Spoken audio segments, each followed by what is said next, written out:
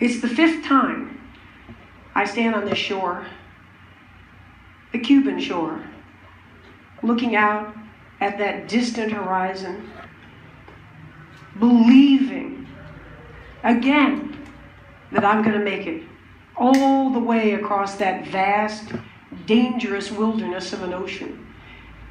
Not only have I tried 4 times, but the greatest swimmers in the world have been trying since 1950, and it's still never been done. The team is proud of our 4 attempts. It's an expedition of some 30 people.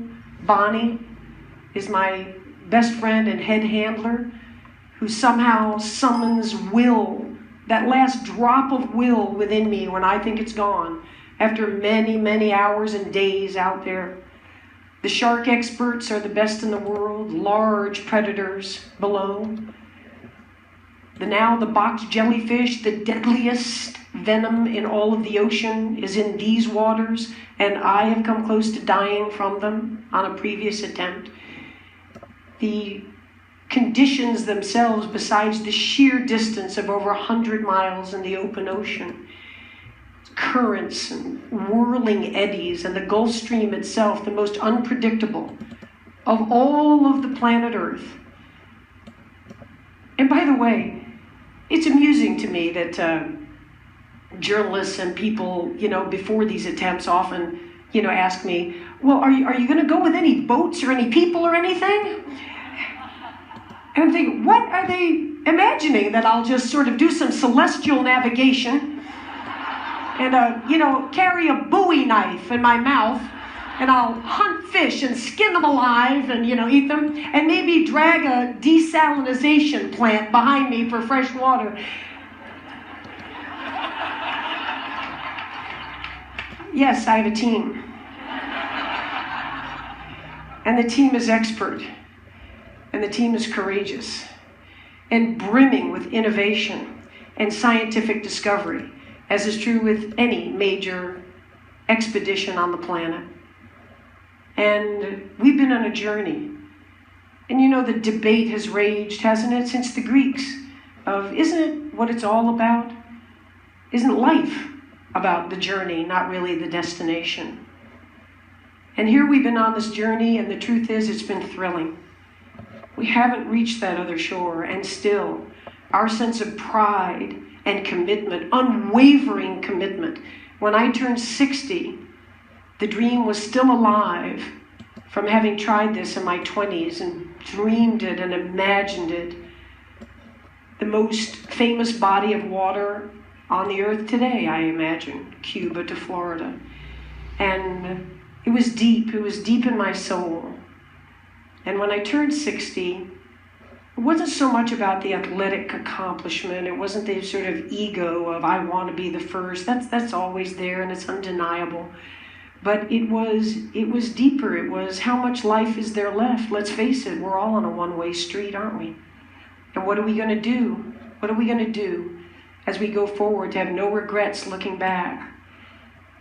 And all this past year in training, I had that Teddy Roosevelt quote, to paraphrase it, floating around in my brain, and it says, you go ahead. You go ahead and sit back in your comfortable chair, and you be the critic. You be the observer. While the brave one gets in the ring and engages and gets bloody and gets dirty and fails over and over and over again, but yet isn't afraid and isn't timid and lives life in a bold way. And so, of course, I want to make it across. It is the goal. And I should be so shallow to say that this year, the destination was even sweeter than the journey.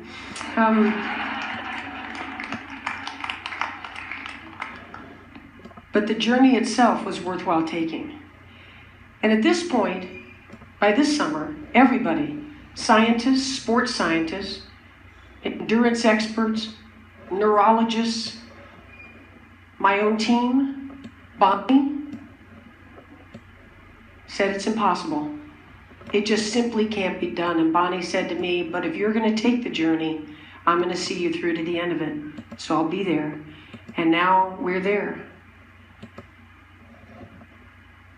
And as we're looking out, kind of a surreal moment before the first stroke, standing on the rocks at Marina Hemingway, the Cuban flag is flying above, all my team's out in their boats, hands up in the air. We're here.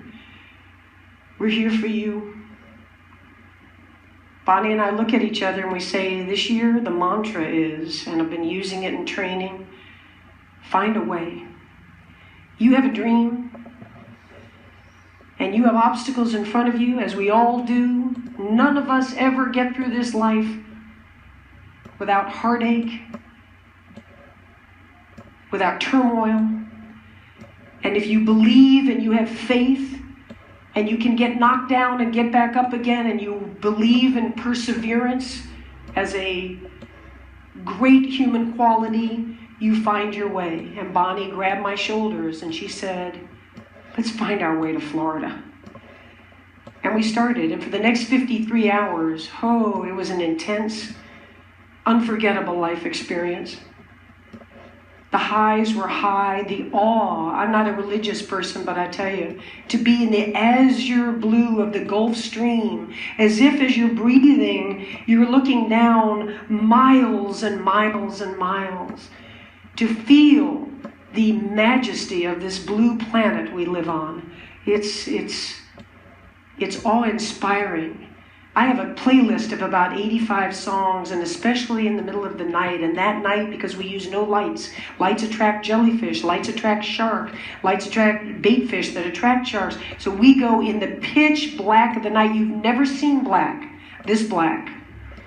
You can't see the front of your hand, and the people on the boat, Bonnie and my team on the boat, they just hear the slapping of the arms, and they know where I am, because there's no visual at all. And I'm out there kind of tripping out on my little playlist. I've got tight rubber caps, I don't hear a thing. I've got goggles and I'm turning my head 50 times a minute. I'm singing, imagine there's no heaven. Do-do-do-do-do. It's easy if you try. Do-do-do-do-do. And I could sing that song 1,000 times in a row. Now there's a talent unto itself. And each time I get done with, well, you may say I'm a dreamer, but I'm not the only one. 222. Imagine there's no heaven. And when I get to at the end of 1,000 of John Lennon's Imagine, I had swum 9 hours and 45 minutes. Exactly. And then there are the crises. Of course there are. And the vomiting starts, the seawater, you're not well, you're wearing a jellyfish mask for the ultimate protection. It's difficult to swim in, it's causing abrasions on the inside of the mouth, but the tentacles can't get you. And the hypothermia sets in. The water's 85 degrees, and yet you're losing weight and using calories. And as you come over toward the side of the boat, not allowed to touch it, not allowed to get out, but Bonnie and her team hands me nutrition and asks me what I'm doing, how am I all right? I am seeing the Taj Mahal over here. I'm in a very different state. And I'm thinking, wow, I never thought I'd be running into the Taj Mahal out here. It's gorgeous. I mean, how long did it take them to build that? It's just woo,